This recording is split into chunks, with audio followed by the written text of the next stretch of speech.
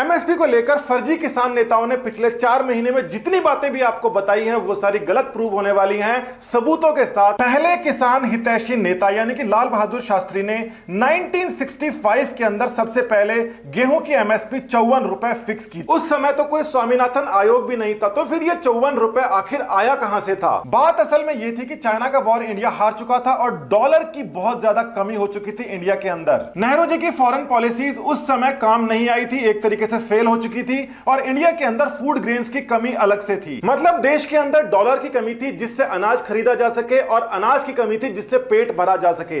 तो सबसे पहले किसान नेता जो लाल बहादुर शास्त्री थे, किसानों के बारे में सोचा कि इंटरनेशनल मार्केट के अंदर जितना डॉलर हमें देना पड़ता है वो एमएसपी इंडिया के अंदर फिक्स कर देते हैं ताकि किसानों को फायदा हो, हमारा डॉलर बचे और पूरा देश आगे जाए। तो 1966 के अंदर $2 पर बुशल खर्च करना पड़ता था गेहूं की खरीद के लिए। अब ये जो बुशल होता है ये 25 किलो का होता है, यानी कि क्विंटल के अंदर 4 बुशल्स होते हैं, यानी कि 1 क्विंटल गेहूं की कीमत या फिर 4 बुशल का मतलब हो गया 2 गुना 4 = 8। भारत के अंदर गेहूं का कोई रेट नहीं था, खेतीबाड़ी अच्छी नहीं होती थी, अनाज की कमी हुआ करती थी।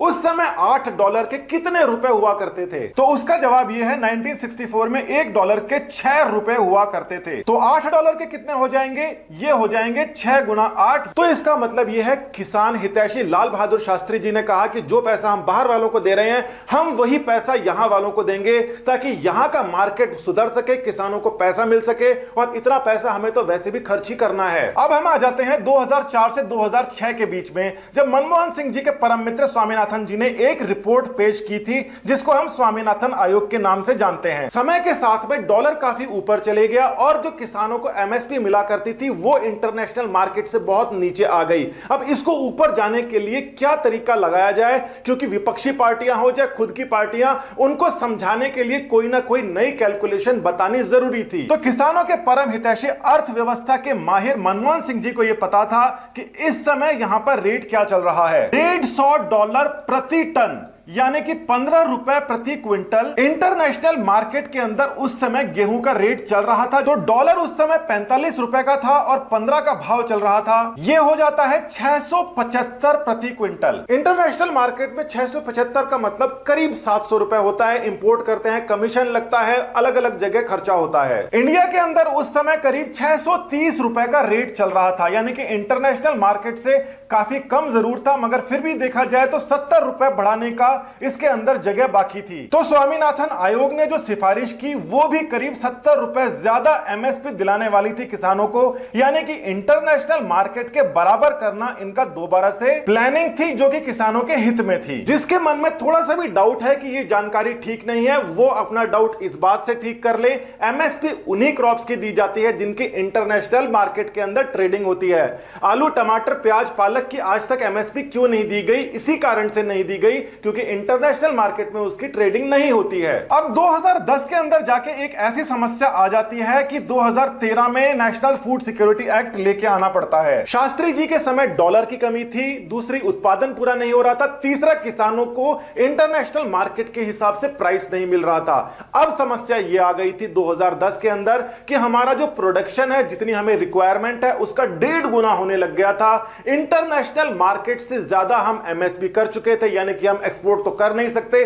तो इस सारे के सारे जो एक्स्ट्रा अनाज है उसका हम करें क्या? तो ये जो बिल आया था, इस बिल ने आखिर किया क्या था आपको पता है? 1-2 रुपए के अंदर चावल मिलता है, गेहूं मिलता है, कई सारे फूड ग्रेन्स मिलते हैं। अब फूड ग्रेन अगर 1-2 रुपए के मिलने लग जाएंगे तो इनके भाव के अंदर कमी आएगी, तो हम एमएसपी को दोबारा से मैनिपुलेट कर सकते हैं। जो चीज फ्री में मिलने लग जाती है उसके रेट थोड़े से कंट्रोल में आते हैं, और ये कंट्रोल में लाना इसलिए जरूरी था क्योंकि मिडिल क्लास इससे मरे जा रहा था। ये जो मिडिल क्लास है इसी के टैक्स के पैसे से ये सारी सब्सिडीज दी जा रही थी जो इंटरनेशनल मार्केट से भी ज्यादा महंगी क्रॉप्स हो चुकी थी। और अब अगर एमएसपी को और ज्यादा बढ़ाने की कोशिश की गई तो इसकी कमर टूट जाएगी, इसकी कमर टूट जाएगी तो ये खरीदेगा नहीं और उसके वजह से किसान की भी कमर टूट जाएगी। ये स्थिति बहुत ही विकट स्थिति थी, 2014 में आ गई थी। देश को संभाला नहीं जाता तो मिडिल क्लास और उसके बाद में फार्मर की कमर टूटने ही वाली थी। इसका तरीका यह निकाला गया कि अमेरिका के अंदर भी ये फूड ग्रेन सस्ते हैं, मगर वहां पर कॉन्ट्रैक्ट फार्मिंग के अंदर किसानों को अच्छी आय हो रही है। तो ये जो किसान है इसको कॉन्ट्रैक्ट फार्मिंग के बारे में बताया जाए और इसकी जो फसल है उसका अच्छा रेट दिया जाए, जिसकी वजह से जो अपर क्लास है वो इसका सामान खरीदे और विदेशों के अंदर हम एक्सपोर्ट कर पाए लग्जरी आइटम बना के। खालिस्तानियों ने एक वीडियो बनाया और उन्होंने बताया अगर कॉन्ट्रैक्ट फार्मिंग की शुरुआत हो गई तो रेट इतने हाई चले जाएंगे कोई खरीद नहीं पाएगा। अमेरिका के एक स्टोर के अंदर घुस गए और उन्होंने बोला देखो सेब कितना महंगा बिक रहा है, मक्का का एक भुट्टा कितना महंगा बिक रहा है और सबका यह हाल होगा। उन्होंने यह नहीं बताया कि वहां पर जो फूड ग्रेन्स है, नॉर्मल जो प्रोडक्शन फूड ग्रेन्स होता है उसकी कॉस्ट आज भी इंडिया से नीचे है। कॉन्ट्रैक्ट फार्मिंग के जरिए ही किसानों को लग्जरी आइटम बनाकर अपना जो उत्पाद है उसको बेचने और एक्सपोर्ट करने में आजादी मिलेगी, फायदा मिलेगा। उन्होंने जानबूझकर किसानों को गलत मामले में भड़काया। यहां पर देखिए आज का रेट भी अमेरिका के अंदर 6.47 पर बुशल है, यानी कि 6.47 को 4 से गुणा करो और अगर 70 रुपए का डॉलर है उससे अगर गुणा करो तो 1811 रुपए प्रति क्विंटल का रेट आता है। यानी कि कॉन्ट्रैक्ट फार्मिंग होने के बावजूद 1811 अमेरिका में और इंडिया के अंदर कॉन्ट्रैक्ट फार्मिंग नहीं है तो 1955 रुपए प्रति क्विंटल एमएसपी इंडिया में चल रही है। इंडिया का रेट ज्यादा है अमेरिका से, वो उन्होंने उल्टा बताया। अब ये जो नए फार्म बिल आए हैं इससे सभी को फायदा है, किसानों को भी फायदा है, मिडिल क्लास को भी फायदा है और अपर क्लास को भी फायदा है। किसान अब कॉन्ट्रैक्ट फार्मिंग करेगा और अच्छी फसल को अपर क्लास 300 रुपए प्रति किलो के हिसाब से खरीदने को तैयार है, जबकि मिडिल क्लास को वो अभी भी 20 रुपए प्रति किलो के हिसाब से मिल सकता है वैरायटी के हिसाब से। कॉन्ट्रैक्ट फार्मिंग के अंदर जो भी फसल होती है, फल सब्जी होती है, उसके ऊपर क्यूआर कोड से लिखा होता है कौन से फार्म से आई है। राजस्थान के अंदर ज्यादातर जो फसल उत्पन्न होती है वो पीने लायक पानी से होती है, वही पीने लायक पानी जो 20 रुपए की एक बोतल मिलता है।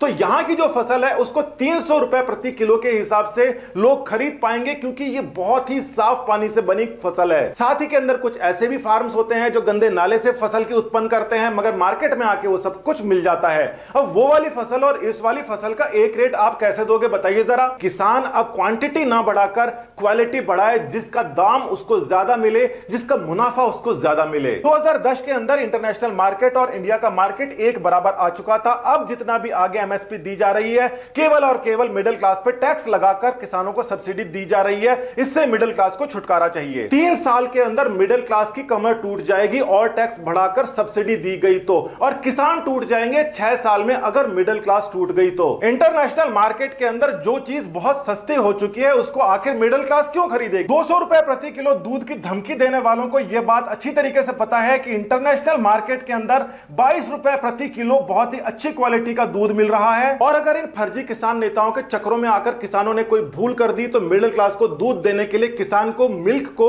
ओपन जनरल लाइसेंस में डालना पड़ेगा, जिसके बाद में 25 रुपए से ऊपर दूध अगले 10 साल तक नहीं जा पाएगा। यह आपकी एमएसपी की पूरी कहानी है। यह आज का इंटरनेशनल बाजार का रेट है, जिससे महंगा आज मिडिल क्लास पैसा देकर आपसे अनाज खरीद रही है। बातें खुलेंगी, बहुत दूर तक जाएंगी मिडिल क्लास के ऊपर और किसानों के ऊपर। डब्ल्यूटीओ में किए गए एग्रीमेंट जो नरसिम्हा राव जी ने किया था, मनमोहन जी जिस समय फाइनेंस मिनिस्टर थे, उसका क्या असर रहा अगले वीडियो में।